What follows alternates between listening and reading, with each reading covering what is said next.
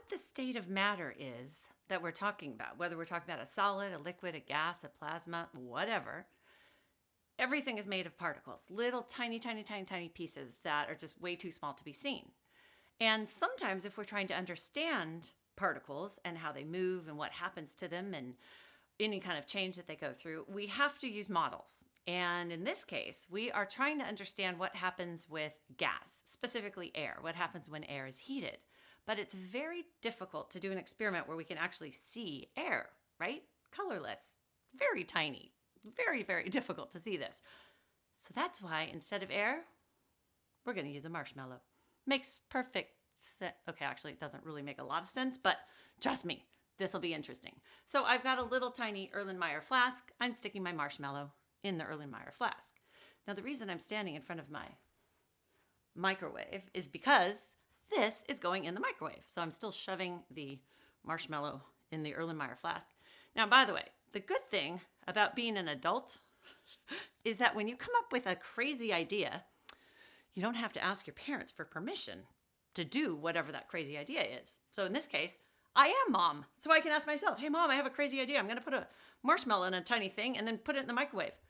Oh, great idea, dear. Sounds awesome. Go ahead.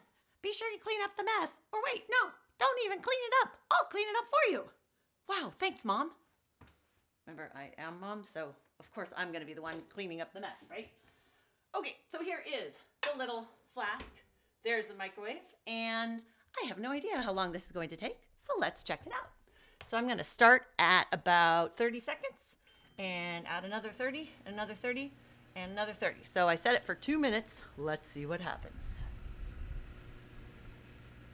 And we can't see it. There we go. If I stand a certain way, you can see, wait a minute. It's already happening. It has already happened. Can you see this on the screen? I think you can. Let's open it real quick. Okay, that is what has happened. So there's a situation where we just added some heat energy to this marshmallow and some very interesting changes have taken place. Okay, there, it's not too bad. I can hold it now. Some very interesting changes just took place. When the heat was added to my, maybe I'm too close. When heat was added to my little marshmallow in my container, the marshmallow expanded, right? And that's what I'm talking about a model. The same thing happens when anything is heated. The particles of what things are made of start moving around faster. They bounce against each other and they expand. And by expand, I literally mean they're now taking up more space than they were just a minute ago. And you can see with this, that marshmallow was only down here, is right? It was at the very, very, very bottom. But once it was in the microwave and heat energy was added, that made it expand. All the little particles that the marshmallow's made of, including, by the way, air, right? Because marshmallows are squishy. So there's air, there's sugar, and whatever else marshmallows are made of in there. There's a little gelatin and stuff in there. But point is that all of those things were expanding with the heat energy. That is what we could then see by the fact that it just kind of erupted. Let's try the same thing with a little bit of water. So this time I filled up the little flask with water. You can see it's up to here. Stick it in the microwave and let's see what happens. Last time we were looking at the marshmallows expand. The little particles that the marshmallows were made of started moving faster and faster once heat energy was added to the marshmallow, and it started to move apart from each other and expand. The marshmallow grew bigger, essentially. Well, the same kind of thing is going to be happening here with the water. So the water in the microwave is now heating and heating and heating, and you can kind of see it if I keep my shadow to cut the glare, and I can see it's almost there. It's almost doing what we want it to do. Oh, it's starting to boil. Can you see that? And now that it's boiling, the water is expanding and jumping out of the container. So when I open it, we can see, yep, there's water all over the inside of the tray where it all splashed out. So the same amount of water is there, but what changed is the volume of the water.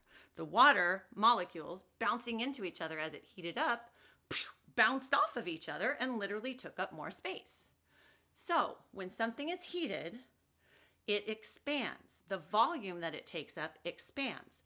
The particles of what it's made of bounce off of each other and spread apart from each other. And that is a very, very important point. So, a very important point, huh? So when the particles of something get heated and they spread apart from each other, it's kind of like, instead of having something where the particles are super close together and it's dense, you actually have a substance now that's less dense than it used to be, meaning the little particles of what it's made of are spread apart from each other. So literally, it's like the marshmallow. Right now, the marshmallow is a certain size, but I can make it more dense by smushing it and making it smaller. I could also then, see, I'm making the marshmallow look smaller. Or by heating this up, I put it in the microwave, I heated it, and it expanded. It got bigger. But you know what? The same amount of marshmallow is there, right? The same number of particles are there. It's just here they're spread apart more than they're spread here, where it's smushed. And when I had it in the microwave, it was spread apart even further. If we're talking about air instead of marshmallows, if the little particles of hot air are spread apart from each other, and I just measure, I say, okay, in this amount of space, how many particles of air are there? I don't know, 73. I'm making up this number. It's not 73. I'm just making it up. But if I was talking about cold air and I took that same space, that same amount of space, the same volume, in other words, and I counted the number of particles of air, I'd be like, oh my gosh, there's 1,000. So when the air is cold, the molecules, the particles of it are closer together. The molecules, when the air is warm, are spread apart. So you know what that means? Oh, it means a lot. That means that when air is warm, it's actually going to be lighter than air that's cold. Because think about it. If the air has fewer particles in it, and you counted, hey, there's 73 here, that's not going to be very heavy compared to that air, that same block of air, that had 1,000 particles in it, right? 1,000 particles, that's going to be heavier than 73 particles. And again, remember, I'm totally making up these numbers, just using it as an illustration. So, if we have warm air, the air is literally lighter than cold air. Because literally, the particles of that warm air have bounced apart from each other and spread itself out. So if we take a certain volume of air and we count the number of particles of warm air particles, you're going to find that there's much fewer than if we have the same amount of air and we measure it for the cold air. Cold air is going to have more particles in a certain amount. That way we know it's heavier. The warm air is going to have much fewer particles in that particular amount of air. So in the activity we did with the warm and the cold water in the room temperature water, why is it that the hot or warm water went up? Why is it that the cold water stayed down? It just stayed there at the bottom, didn't it? It's what we just said.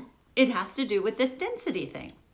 Because the warm water, literally those particles of that water were bouncing around, bouncing off of each other. That made it lighter weight than the room temperature water that was around it. So the hot water was less dense, it was lighter, it was floating. It was going up because it was floating on the room temperature water. Now the cold water, on the other hand, was much more dense than that room temperature water. So the cold water stayed down there at the bottom, hardly moved around at all. You might have even noticed something interesting as you added the color to the warm water and to the cold water. Whenever I've done that, I add the drop of food coloring or I add something to the warm water and then it immediately just mixes around, right? But the cold water, on the other hand, when I added the color to the cold, it just kind of sat there and didn't move. Yeah, because what we're talking about, right? Because the warm water, the hot water, those particles of the water literally are moving around. That's literally what heat is. Heat is a measurement of the energy of that substance. In this case, water. It's the measurement of the energy of the particles of the water. And when they move a lot, they have a lot of energy, they're hot. That's the definition of heat. When something's cold, it doesn't have energy. It's just just sitting there barely moving, not moving around at all. It's cold. Yeah, that's the whole point. So what does all that mean about weather? Everything. That has to do with why we have storms, why we have hurricanes, why we have tornadoes, why we have thunderstorms. All of this has to do with the movement of air. And when air is heated by the sun, the air goes where? Warm air goes up. And that then is what starts this whole thing of all of our different types of weather. We'll learn more about that in the next couple weeks.